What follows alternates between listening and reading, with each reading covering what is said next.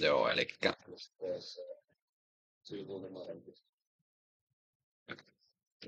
Lasse Peltola tehtävä 7.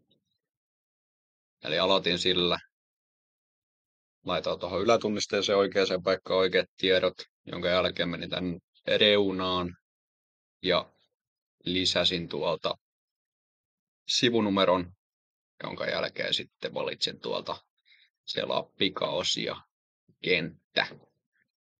Sieltä oikea kohta. Ja sitten testasin, että se toimii seuraavalla sivulla.